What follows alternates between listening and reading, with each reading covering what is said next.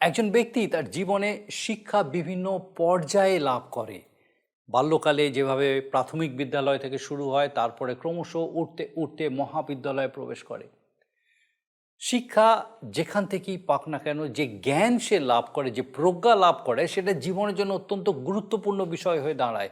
কিন্তু সেই জ্ঞান বা সেই প্রজ্ঞা যদি জীবনের সঠিক পথে সঠিকভাবে ব্যবহার না করা হয়, তাহলে জীবন কোন দিকে যেতে পারে?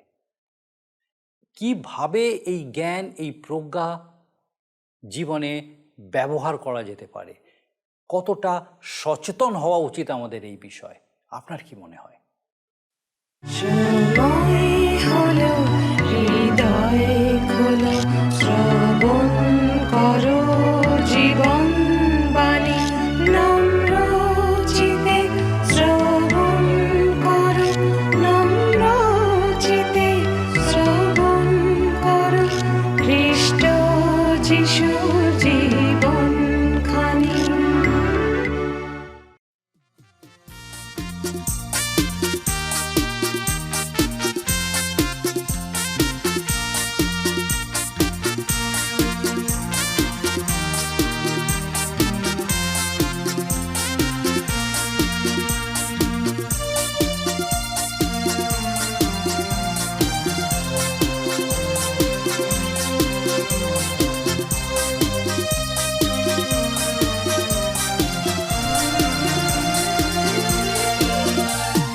নতুন আকাশ, নতুন পৃথিবী, এসো গড়ে তুলি।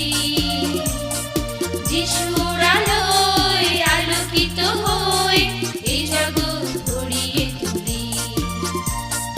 নতুন আকাশ, নতুন পৃথিবী, এসো গড়ে তুলি। যিশুর আলোয় আলোকিত হয়ে এই জগৎ গড়িয়ে তুলি।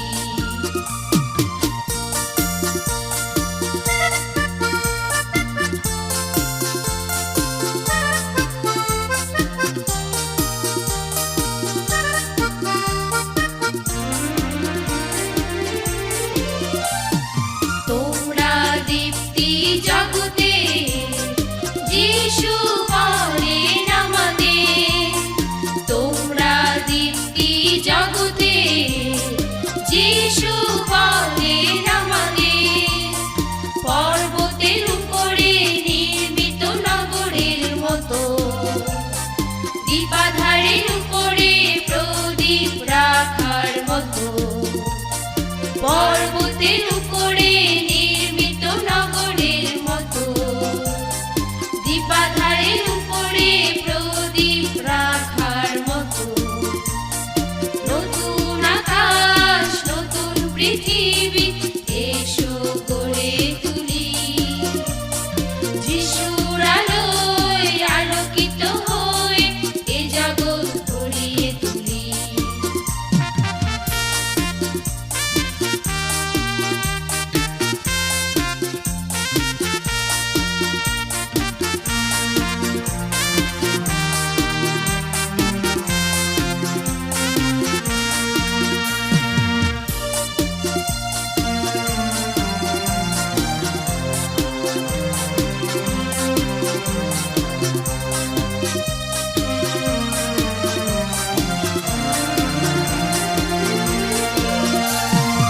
আমরা আলো ছড়াবো, আমরা আধার ঘুচাবো।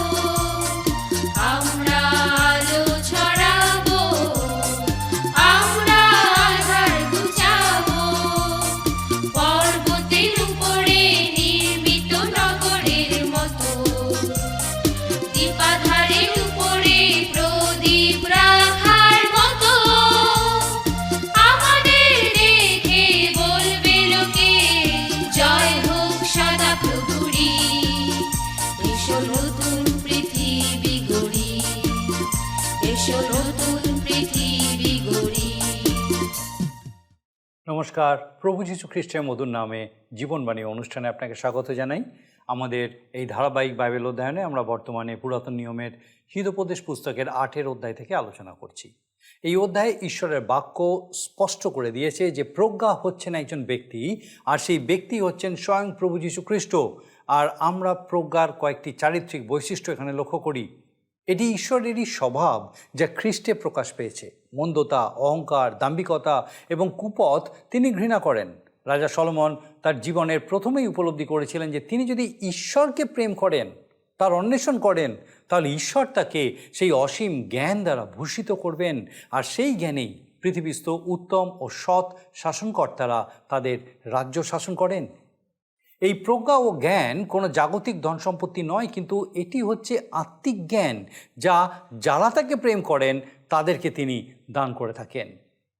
খ্রিস্টই যে সেই ঈশ্বরীয় প্রজ্ঞা, সেটা স্পষ্ট হয়ে ওঠে শাস্ত্রের এই অংশে। আদি থেকেই তার উপস্থিতির কথা আমরা অবগত আছি। আদিতে তিনি ঈশ্বরের সঙ্গে ছিলেন, কারণ তিনিই হচ্ছেন ঈশ্বর। জগতের কোনো কিছুই যখন সৃষ্টি হয়নি, সেই সময় থেকেই তিনি বর্তমান। তারই দ্বারা সমস্ত কিছু সৃষ্টি হয়েছিল। এই বিশ্ব ব্রহ্মাণ্ডে এমন কোনো কিছু নাই যা তিনি সৃষ্টি করেননি। তিনি হচ্ছেন ঈশ্বর, যাকে কেউ কোনোদিন সৃষ্টি করেনি। প্রভু যীশু ঈশ্বরের অনুগ্রহে সেই সৃষ্টি মহা আনন্দ সহকারে করেছেন। আমাদের জীবন প্রভু যীশুর প্রতি প্রেমের সর্বদা পূর্ণ হয়ে থাকা উচিত। তাকে লাভ করলে আমরা জীবন লাভ করব, কারণ তিনিই জীবন। তাকে দেশ করার অর্থ হলো মৃত্যুকে আহ্বান করা। হিতোপদেশ 9 অধ্যায়ে আমরা মূর্তমান প্রজ্ঞাকে তার গৃহ নির্মাণ করে মেজ সাজিয়ে প্রস্তুত হতে দেখি। তিনি আহার্য ও পানীয় প্রস্তুত করে তার কাছে মানুষকে আহ্বান করছেন। যে সকল মানুষের বুদ্ধি ও জ্ঞানের অভাব হয়েছে তাদেরকেই তিনি তার গৃহে নিমন্ত্রণ করেছেন। তার সেই গৃহ 7টি স্তম্ভের উপরে নির্মিত, অর্থাৎ এই গৃহের প্রজ্ঞার পূর্ণতা দ্বারা নির্মিত হয়েছে। আর প্রজ্ঞা সতর্ক করে বলেছেন যে সকল মনুষ্য যেন অবুদ্ধের সঙ্গ ত্যাগ করে সুবিবেচনার পথে এগিয়ে যায়। আসুন আমরা বিস্তারিতভাবে এই বিষয়ে আলোচনায় প্রবেশ করি এবং দেখি যে ঈশ্বর কিভাবে আজকে আরেকবার আমাদের সঙ্গে কথা বলেন। প্রিয় বন্ধু, হিতোপদেশের পুস্তক থেকে আলোচনা করছি। গত অনুষ্ঠানে আমি আপনাদের কাছে এই হিতোপদেশ তার 8 অধ্যায় শুরু করেছিলাম। আজকের বিশেষ করে 12 পদ থেকে আলোচনা শুরু করব। আপনার কাছে যদি বাইবেল আছে তবে আমার সাথে খুলবেন এবং আমার সাথে পাঠে যোগ দিতে পারেন।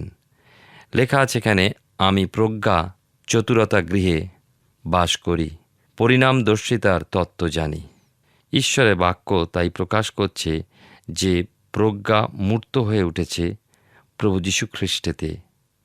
আর ব্যক্তিরূপে প্রজ্ঞা বলেন 13 পদে, সদাপ্রভুর ভয়, দুষ্টতার প্রতি ঘৃণা, অহংকার, দাম্ভিকতা ও কুপথ এবং কুটিল মুখও আমি ঘৃণা করি। এক কথায় বলা যেতে পারে যে মুখের বিকৃতি আমি ঘৃণা করি। আজকের দিনে এই বাক্য সম্পূর্ণরূপে যুক্তিযুক্ত। আমরা যে কোথায় বাস করছি সেটাই এই কথায় প্রকাশ পাচ্ছে। প্রজ্ঞা এখানে সুস্পষ্টভাবে প্রকাশিত হয়েছে। এ হলো ঈশ্বরের স্বভাব যা খ্রিস্টে প্রকাশ পেয়েছে। দুষ্টতা, অহংকার, দাম্ভিকতা, কুপথ, কুটিল মুখ ঈশ্বরের ঘৃণাহ। আমরা যদি ঈশ্বরের জীবনযাপন করি তবে আমাদের কাছেও এই বিষয়গুলি ঘৃণাহ হওয়া উচিত। এছাড়া প্রজ্ঞা আরও বলে, হিতোপদেশ তার 8 অধ্যায় 14 থেকে 16 পদে যে কথা লেখা আছে, পরামর্শ ও বুদ্ধি কৌশল আমার, আমি সুবিবেচনা পরাক্রম আমার। আমার দ্বারা রাজগণ রাজত্ব করেন, মন্ত্রীগণ ধর্ম ব্যবস্থা স্থাপন করেন। আমার দ্বারা শাসনকর্তারা শাসন করেন, অধিপতিরা পৃথিবীর সমস্ত বিচারকর্তা শাসন করেন।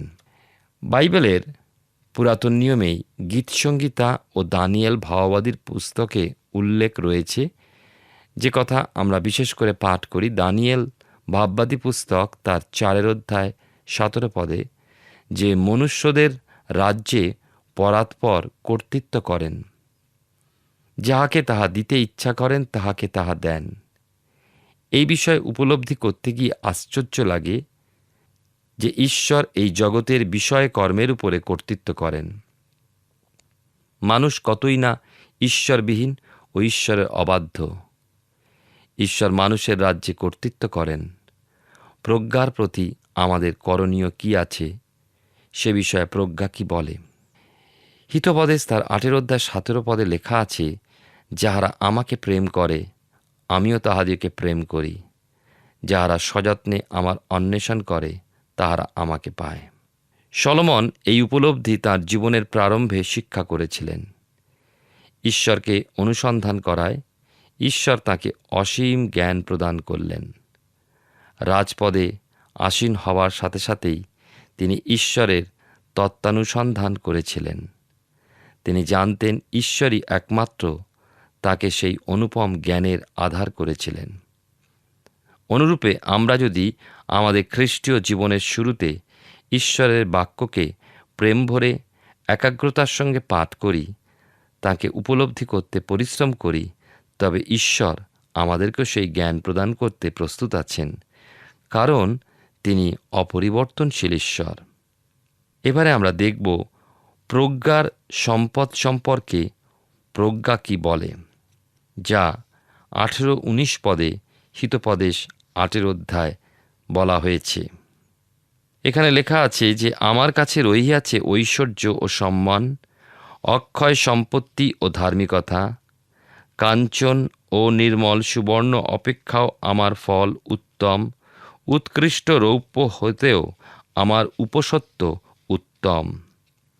প্রিয় শ্রোতা বন্ধু, প্রিয় ভাই ও বোন, আপনি কি ভাবছেন প্রজ্ঞার কাছে কোনো জাগতিক বা আক্ষরিক ধনের ভাণ্ডার, কোনো ভূসম্পত্তি বা কোনো সম্পদ রয়েছে? তা নয়, আছে কিন্তু বিস্ময়কর আত্মিক ধনসম্পদ, যা তিনি অকাতরে প্রদান করেন। কিন্তু এখন প্রশ্ন আসতে পারে যে কাদের তিনি প্রদান করেন। তা আমরা পাই উত্তর 8 অধ্যায় 20-21 পদে। লেখা আছে, আমি ধার্মিকতার মার্গে গমন করি, বিচারের পথের মধ্যে দিয়া গমন করি, যেন যাহারা আমাকে প্রেম করে তাহাদিওকে তত্ত্বাবধান করি, তাহাদের ভাণ্ডার সকল পরিপূর্ণ করি। এ হল তাঁর অনুসরণকারীদের প্রতি তাঁর প্রতিশ্রুতি, তাঁর প্রতিজ্ঞা।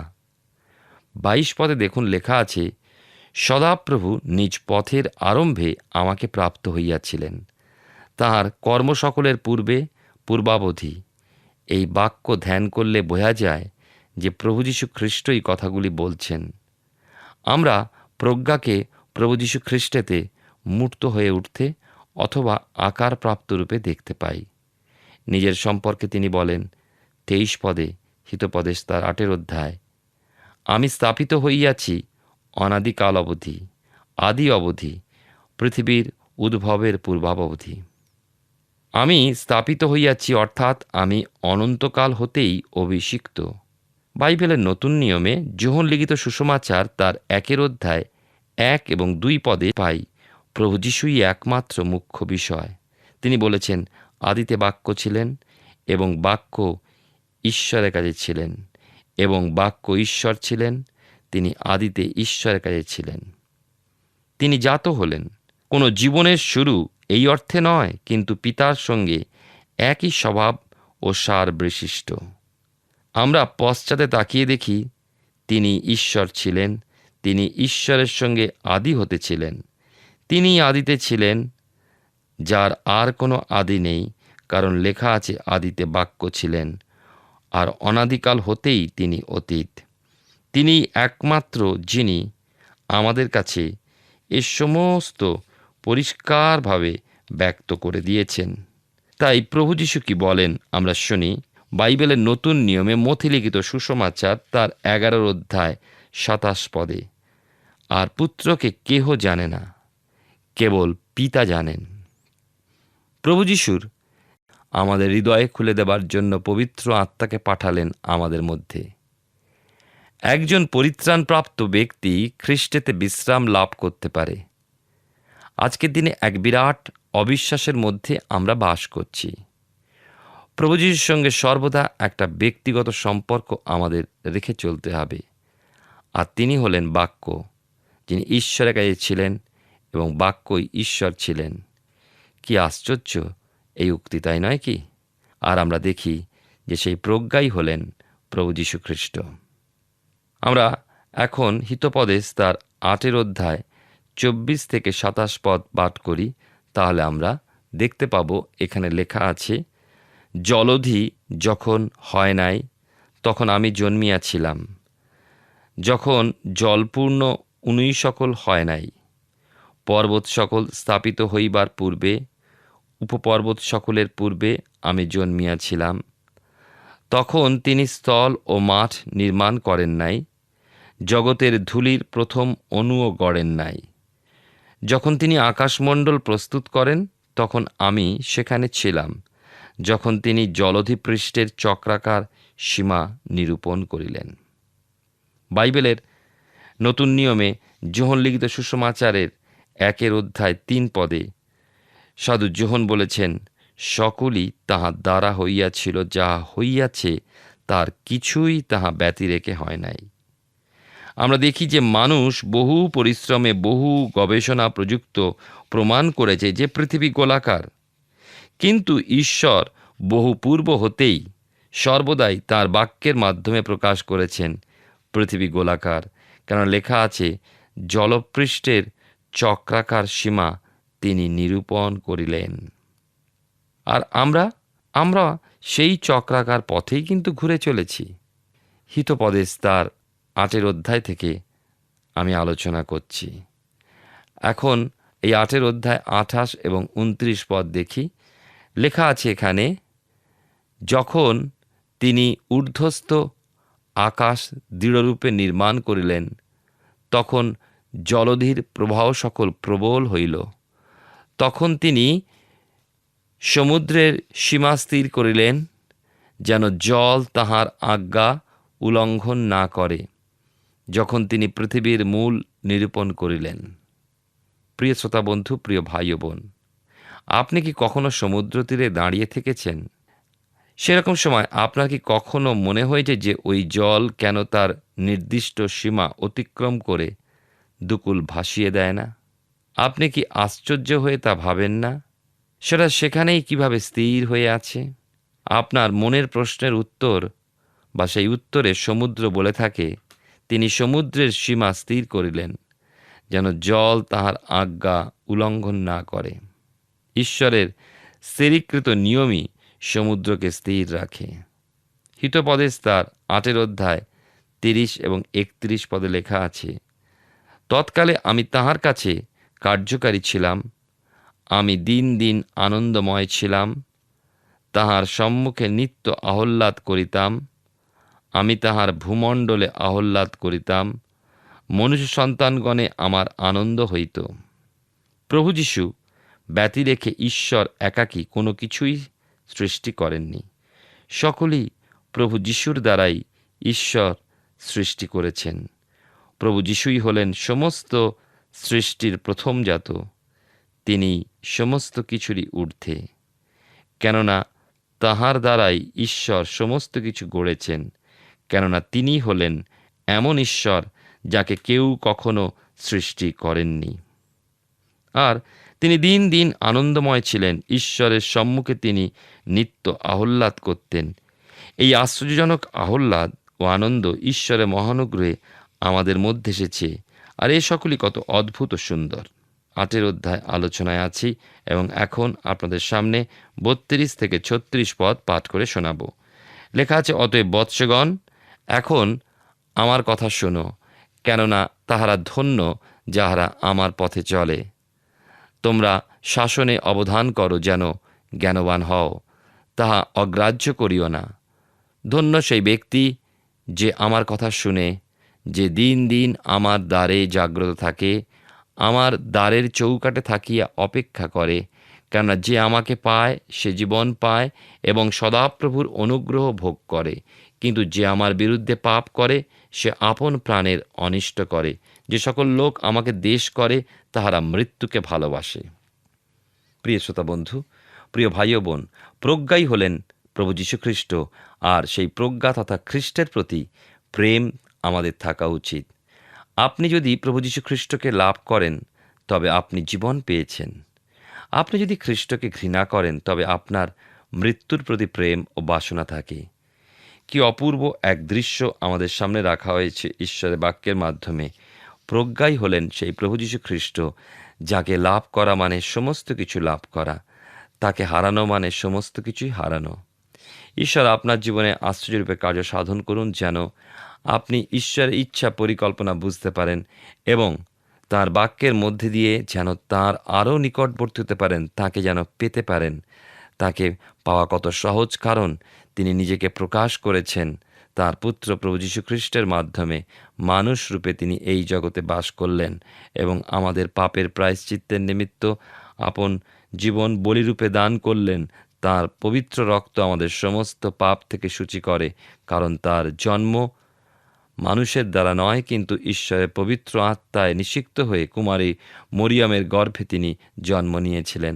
তার মৃত্যু যে প্রায়শ্চিত্তজনক মৃত্যু, তার প্রমাণ তিনি মৃত্যুকে জয় করে উঠেছেন। কি অপূর্ব আমাদের জন্য তার পরিকল্পনা! ঈশ্বরের ধন্যবাদ হোক, তার গৌরব হোক, এবং তাঁর সেই পরিকল্পনার মধ্যে আপনিও রয়েছেন। এখন আমি আপনাদের কাছে বিশেষ করে হিতোপদেশ তার 9 অধ্যায় আলোচনা শুরু করব।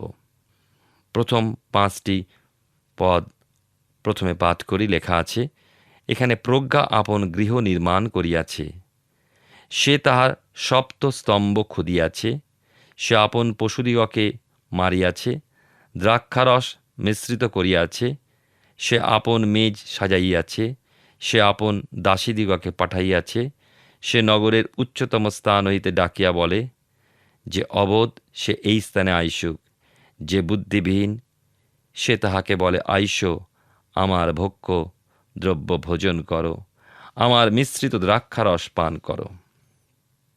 আমাদের শিক্ষাদানার্থে প্রজ্ঞা যে গৃহ নির্মাণ করেছে তা হল প্রজ্ঞার মহাবিদ্যালয়। এতদিন যা আমরা শিক্ষা করেছি তা প্রজ্ঞার বিদ্যালয় ঘটেছে বলা চলে। আমরা আলোচ্য অংশে লক্ষ্য করি ওই মহাবিদ্যালয় 7টা স্তম্ভের উপরে গাঁথা হয়েছে। ওই 7টা স্তম্ভ পূর্ণতাকে প্রকাশ করে। আমরা বাইবেলে জানি 7 হচ্ছে পূর্ণ সংখ্যা। এই শিক্ষালয় প্রজ্ঞার পূর্ণ শিক্ষা প্রদান করে। এই সুন্দর শিক্ষার গুরুত্বকে কখনো লঘু জ্ঞান করা উচিত নয়। এখানে অনেকে প্রশ্ন করেন, প্রভু যীশু যে শিষ্যদেরকে মনোনীত করলেন তারা তো কেউই শিক্ষিত ছিলেন না। কিন্তু এটা তাদের মনে রাখতে হবে যে জগতে তারা সর্বশ্রেষ্ঠ শিক্ষককে পেয়েছিলেন ও তাঁর সান্নিধ্যে তারা 3টি বৎসর জীবনযাপন করে সুনিশ্চিতভাবে সুশিক্ষিত হয়ে উঠেছিলেন। প্রেরিত পৌল সেই সময় সুশিক্ষিত ও জ্ঞান সম্পন্ন ছিলেন। তিনি অজ্ঞান মূর্খ ছিলেন না। আমাদের স্মরণে রাখা উচিত, প্রজ্ঞা হল প্রভু যীশু খ্রিস্ট, আর সেই সূত্রে তিনি আমাদের প্রকৃত ও সম্পূর্ণ জ্ঞান প্রদান করতে সমর্থ। 2য় পদে লক্ষ্য করুন যে প্রজ্ঞা আমাদের জন্য কি ভোজন প্রস্তুত করেছে। সেটাই আমাদের পাঠক্রম, সেটাই আমাদের কাছে ভোজনে পরিবেশিত খাদ্য। সে আপন পশুদিগকে মারিয়াছে, দ্রাক্ষারস মিশ্রিত করিয়াছে, সে আপন মেজ সাজাইয়াছে। 3য় পদে আপনি লক্ষ্য করুন, তিনি আমাদের আহ্বান জানাচ্ছেন। সেই একই আহ্বান এই যুগেও আমাদের প্রতি তিনি জানাচ্ছেন, যে কথা লেখা আছে মথিলিখিত সুসমাচারের 22 অধ্যায় 1 থেকে 4 পদে। সেই ভোজে নিমন্ত্রিত লোকদিগকে ডাকিবার জন্য তিনি আপন দাসদিগকে প্রেরণ করিলেন, কিন্তু তাহারা আসিতে চাইল না। সকলই প্রস্তুত, তোমরা বিবাহের ভোজে আইসো লেখা আছে। কিন্তু আমরা দেখতে পাই যে অনেকে সেই ভোজে যোগদান করবার আহ্বানকে অস্বীকার করে চলেছে। আজও রাজপথে, অলিতে গলিতে, ঘরে ঘরে, সর্বত্র সেই প্রজ্ঞার অনুসরণ করে আমাদেরকে সেই আহ্বান সহ পৌঁছাতে হবে। প্রজ্ঞার শিক্ষালয়ে মানুষকে নিয়ে আসতে হবে। আমাদের আজকের আহ্বানের বিষয় হল, ঈশ্বর আপনার সঙ্গে পুনর্মিলন চাইছেন। আপনি তাঁর সঙ্গে পুনর্মিলিত হন। বাইবেলের নতুন নিয়মে 2 করিন্থীয় তার 5 অধ্যায় 20 পদে তাই লেখা আছে এই কথা, অতএব খ্রিস্টের পক্ষেই আমরা রাজদূতের কর্ম করিতেছি, ঈশ্বর যেন আমাদের দ্বারা নিবেদন করিতেছেন, আমরা খ্রিস্টের পক্ষে এই বিনতি করিতেছি, তোমরা ঈশ্বরের সহিত সম্মিলিত হও। পৃথিবীর প্রান্ত পর্যন্ত এই আহ্বান চলেছে। প্রিয় শ্রোতা বন্ধু, প্রিয় ভাই ও বোন, আপনার মতো প্রত্যেকের কাছে আমাদের আহ্বান জানাই, আসুন প্রজ্ঞার এই আলয়ে। এবারে এখানেই শেষ করা হয়নি, প্রজ্ঞার সতর্কবাণীও শুনুন। কোথায়?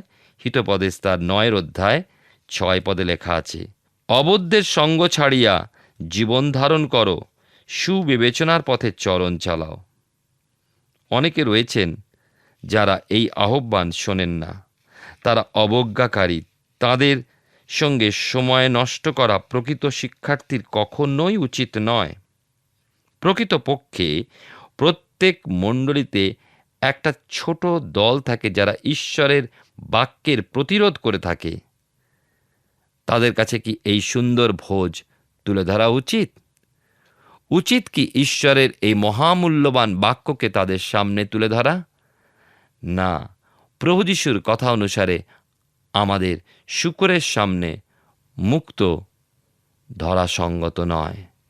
প্রিয় শ্রোতা বন্ধু, প্রিয় ভাই ও বোন, ঈশ্বর আমাদেরকে সাহায্য করুন যেন আমরা সেই প্রজ্ঞার শিক্ষালয়ে আসতে পারি। প্রভু যিশুর কাছে রয়েছে সেই প্রজ্ঞা, তিনি প্রজ্ঞার আকর, তিনি সর্বে সর্বা ঈশ্বর। তিনি আমাদের জন্য সর্বদা তার প্রতিজ্ঞা অনুসারে বলেন, দেখো যুগান্ত পর্যন্ত প্রতিদিন আমি তোমাদের সঙ্গে সঙ্গে আছি। আমরা হিতোপদেশ পুস্তক থেকে ধারাবাহিকভাবে অধ্যয়ন করছি। আমার বিশ্বাস বিশেষভাবে ঈশ্বর আপনার সঙ্গে কথা বলছেন। সাধু যোহন তার সুসমাচারের শুরুতে বলেছেন, আদিতে বাক্য ছিলেন, বাক্য ঈশ্বরের কাছে ছিলেন এবং বাক্য ঈশ্বর ছিলেন। তিনি আদিতে ঈশ্বরের কাছে ছিলেন। সকলই তাহার দ্বারা হইয়াছিল, যাহা হইয়াছে তাহার কিছুই তাহা ব্যতিরেকে হয় নাই। আমরা বাংলা ভাষায় যাকে বাক্য বলে উল্লেখ করছি, মূল গ্রিক ভাষায় সেটা হলো লোগস, যার অর্থ প্রজ্ঞা। সেই প্রজ্ঞা প্রভু যীশু খ্রিস্ট রূপে মূর্তিমান হয়ে এই পৃথিবীতে প্রবাস করেছিলেন। হিতোপদেশ 8 ও 9 অধ্যায়ে আমরা সেই প্রজ্ঞাকে প্রকাশ হতে দেখি। যারা তাকে প্রেম করেন তিনি তাদের প্রেম করেন, যারা তার অন্বেষণ করেন তারা তাকে পায়, এবং যারা তার আহ্বানে সাড়া দেন তিনি তাদেরকে জীবন দেন। খ্রিস্ট তার নিজ জ্ঞানের পূর্ণতায় আমাদের তার কাছে আসতে আহ্বান করেছেন। আমরা যদি সেই আহ্বানে সাড়া না দিই, যদি আমাদের জীবন তাকে সমর্পণ না করি, তাহলে তা হবে চরম নির্বুদ্ধিতা। তাকে গ্রহণ না করার অর্থ হলো মৃত্যুর মুখে নিজেদেরকে ঠেলে দেওয়া, কারণ তিনি হচ্ছেন প্রকৃত জীবন, প্রকৃত জ্ঞান এবং স্বয়ং ঈশ্বর। আমরা আমাদের আগামী পর্বে হিতোপদেশ 9 অধ্যায়ের বাকি অংশ এবং 10 অধ্যায়ের কিছু বিশেষ অংশ অধ্যয়ন করব। আসুন এখন প্রার্থনায় যাব, আর আমি চাইব আপনি আমার সঙ্গে যোগ দিন। আসুন প্রার্থনা করি। স্বর্গীয় পিতা, ধন্যবাদ দিই প্রভু, আরেকটি বার তোমার জীবন্ত বাক্যের সত্য আমাদের কাছে রেখেছ। তোমার সেই স্বর্গীয় প্রজ্ঞা প্রভু যীশু খ্রিস্টের মধ্যে দিয়ে যা প্রকাশ করেছো প্রভু, তোমার পবিত্র পরাক্রমে ধন্যবাদ দিই যে আমাদের প্রত্যেক দর্শক বন্ধুকে আজকে আরেকবার পিতাগো সেই প্রজ্ঞার সম্মুখীন হতে সাহায্য করলে। প্রার্থনা করি আমাদের প্রত্যেক দর্শক বন্ধু, তাদের পরিবার পরিজন প্রত্যেককে তোমার পবিত্র পরাক্রমে তোমাতে সুস্থির রাখো, তোমার পবিত্র আত্মার সুরক্ষায় সুরক্ষিত রাখো। সমস্ত বিপদ আপদ থেকে, অকল্যাণ অমঙ্গল থেকে, মন্দতা মন্দ দৃষ্টি থেকে সুরক্ষিত রাখো পিতা, এবং প্রত্যেককে তোমাতে বেড়ে উঠে তোমার গৌরব করতে সাহায্য করো। তোমার যিশু নামে ভিক্ষা দয়া করে শ্রবণ ও গ্রহণ করো, আমেন।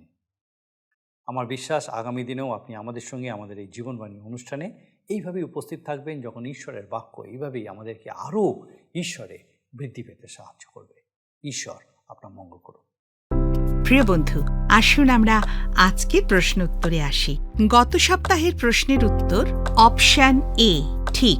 আজকের প্রশ্ন, ভোজে নিমন্ত্রিতদের দৃষ্টান্ত বাইবেলে কোন বইতে দেওয়া হয়েছে? অপশন এ যিহোশুয়া, বি মথি, সি জোনা, ডি যোহন। প্রিয় বন্ধু, এই প্রশ্নের উত্তর আগামীকাল সন্ধ্যা 6টার মধ্যে option A B C D সহকারে আপনার নাম ও সম্পূর্ণ ঠিকানা সহ 9433497235 এই নম্বরে SMS বা হোয়াটসঅ্যাপে পাঠাবেন। যদি আপনার এই অনুষ্ঠান ভালো লেগে থাকে তাহলে এই নম্বরে একটি মিসড কল করুন, তাহলে আপনি পরের বারে বিজয়ী হতে পারেন।